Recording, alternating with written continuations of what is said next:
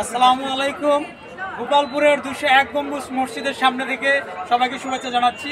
বাগেরহাটের 60 গম্বুজ মসজিদ, যদিও নাম 60 গম্বুজ, সেখানে গম্বুজ আছে 81টি।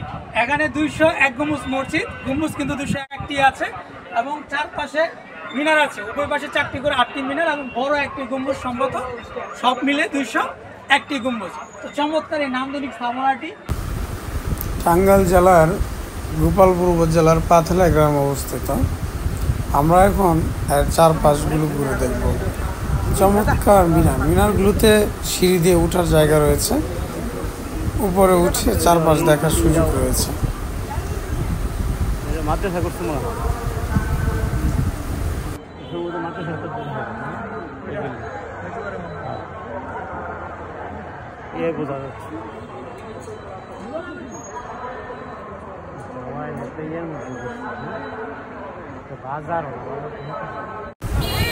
মসজিদের সামনের অংশ মিনারগুলো চমৎকার দেখাচ্ছে।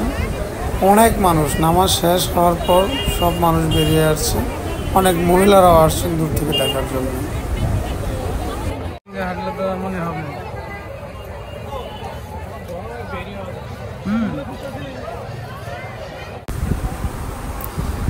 মৃত্যুর আগে নিজের কবরস্থান ঠিক করে রাখা আমার কাছে একটি দারুণ ব্যাপার মনে হয়েছে।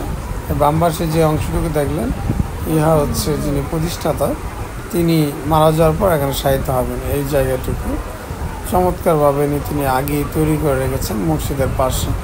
নিজেকে আসলে মৃত্যুর পর বাঁচিয়ে রাখার জন্য, স্মৃতি করে রাখার জন্য এই জায়গাটুকু তিনি করেছেন।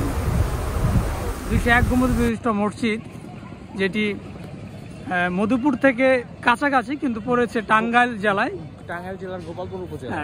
জেলার গোপালপুর উপজেলার জাওয়াল এবং পাথালিয়া গ্রাম। মূলত পাথালিয়া গ্রাম ওই পাশেরটা, মানে মসজিদটা পড়েছে পাথালিয়া গ্রামে, আর এই যে নদীর এই পাশটা হচ্ছে জাওয়াল ইউনিয়ন, ওই পাশের ইউনিয়ন নাম হচ্ছে সিমলা ইউনিয়ন।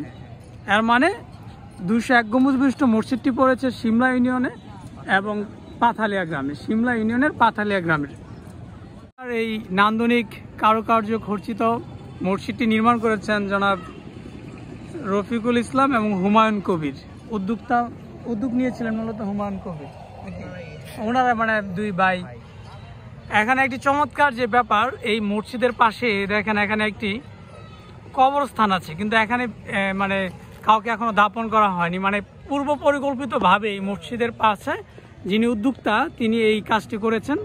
তিনি মারা যাওয়ার পর তিনি নিজে এখানে শায়িত হবেন।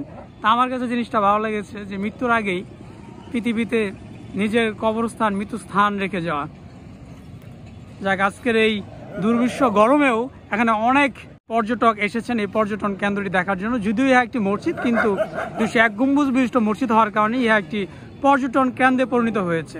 এবং পাশে যেহেতু একটি নদী আছে এবং গাছপালা, চমৎকার পরিবেশ, একটা ভ্রমণ পিপাসুদের জন্য এটা একটি সুন্দর পর্যটন কেন্দ্র হবে বা হয়েছে বলে আমার মনে হচ্ছে।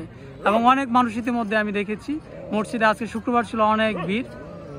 তো চমৎকার এই জায়গাটি ভালো লাগলো। যারা দূর দূরান্ত থেকে আসবেন তারা আশা করি যে আসলে আপনাদের সময় বা কষ্ট বৃথা যাবে না, দেখে ভালো লাগবে।